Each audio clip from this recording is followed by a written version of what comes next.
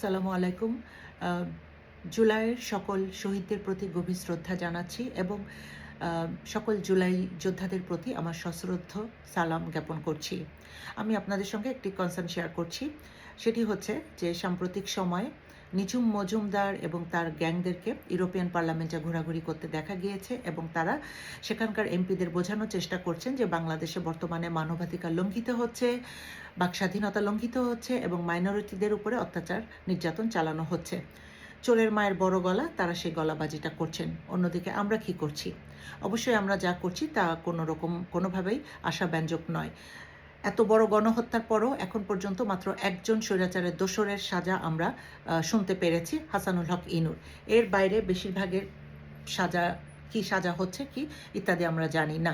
উপরন্তু বিভিন্ন জায়গায় তাদেরকে নিয়োগ দেওয়া হচ্ছে, তাদের এই চালামুন্ডাদেরকে পুনর্বাসিত করা হচ্ছে, এমনকি সরকারের টেবিলেও আমরা এদের ঘোরাফেরা করতে দেখছি, যা অত্যন্ত হতাশাব্যঞ্জক। এবং তার থেকেও বড় কথা হচ্ছে এর একটা মানে ক্ষতিকর পরিণাম অবশ্যই আমাদেরকে ভোগ করতে হবে, যেটা আমরা এখন খালি চোখে দেখতে পাচ্ছি না।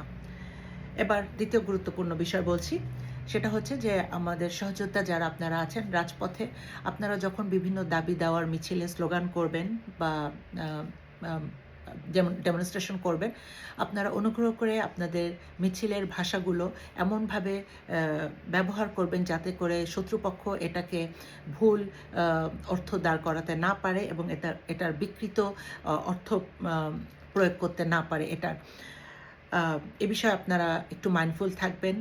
আর আরেকটা বিষয় সেটা হচ্ছে যে আমরা লক্ষ্য করেছি যে আপনাদের মিছিলগুলোতে কেবলমাত্র শুধু বোরখা পরা নারীরাই থাকছেন। আমি তাদের উপর শ্রদ্ধা জানিয়েই বলছি যে একটা মিছিলে সব শ্রেণীর মানুষের থাকতে হবে। যে বোরখা পরে না সে থাকবে, যে বোরখা পরে সেও থাকবে, যে ইসলাম ধর্ম পালন করে না সেও থাকবে, যে ইসলাম ধর্ম পালন করে সেও থাকবে। নাগরিক অধিকার তো সবার, মানবাধিকার তো সবার। তো সেখানে আপনারা চেষ্টা করবেন প্লিজ সবাইকে অ্যাকোমোডেট করার। এটা যদি আপনারা করতে না পারেন তাহলে আপনারা ধীরে ধীরে বিচ্ছিন্ন হয়ে যাবেন, জাতির থেকে বিচ্ছিন্ন হয়ে যাবেন, কি বলে দুনিয়া থেকে বিচ্ছিন্ন হয়ে যাবেন। আপনাদেরকে মানে পুরো একঘরে করে রাখা হবে এবং জঙ্গি তকমা দেওয়া হবে।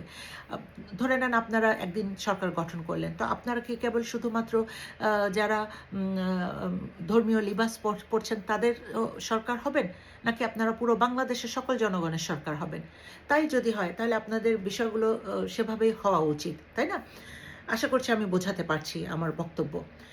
আর তৃতীয় গুরুত্বপূর্ণ বিষয় হচ্ছে যে 2 বছর হয়ে যাওয়ার পরও এখন পর্যন্ত জুলাইয়ের উপরে কোনো ডকুমেন্টারি তৈরি হয়নি, কোনো ভিডিও আমরা দেখতে পাইনি, যেটা অবশ্যই হতাশাব্যঞ্জক।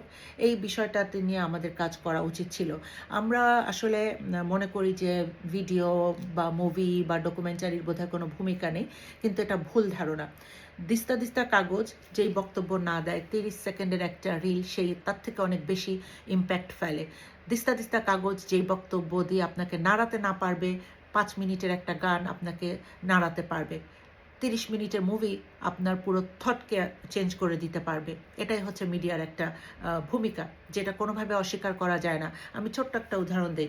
2024 সালে গণ আন্দোলনের সময় আমরা আশাপার নেতৃত্বে গেলাম এখানকার একজন সিনিয়র এমপি লেবারের সারি স্টেফেন টিমের সঙ্গে দেখা করতে।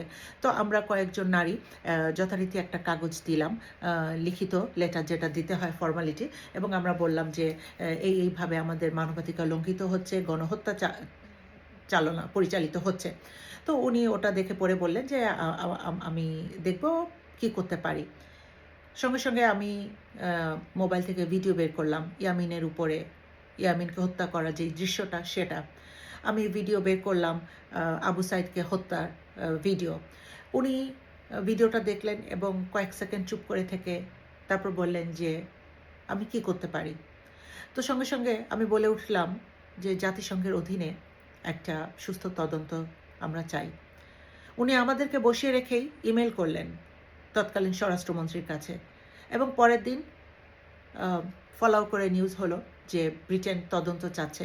বাংলাদেশে যে গণহত্যা পরিচালিত হচ্ছে শেখ হাসিনার নেতৃত্বে, সেটার একটা সুস্থ তদন্ত ব্রিটেন চাচ্ছে জাতিসংঘের কাছে। তো এই বিষয়টাই হচ্ছে তৎক্ষণাৎ যেই ফলটা আমরা পেলাম এই 30 সেকেন্ডের এই ভিডিওটা দেখানোর কারণে। তো এজন্য আমি বলি যে মিডিয়ার যেই গুরুত্ব, একটা সুস্থ চলচ্চিত্রের যেই ভূমিকা, সেটা কোনোভাবে অস্বীকার করার না। আপনারা যত যাই করেন না কেন প্লিজ, যেভাবেই হোক 2024-এর উপরে আপনারা ডকুমেন্টারি বানান, ভিডিও বানান, মুভি বানান, যেটা আন্তর্জাতিক অঙ্গনে আমরা প্রচার করতে পারি এবং এটা একটা ঐতিহাসিক দলিল হয়ে থাকবে। এই দলিলটা হাজার ষড়যন্ত্রের মধ্যেও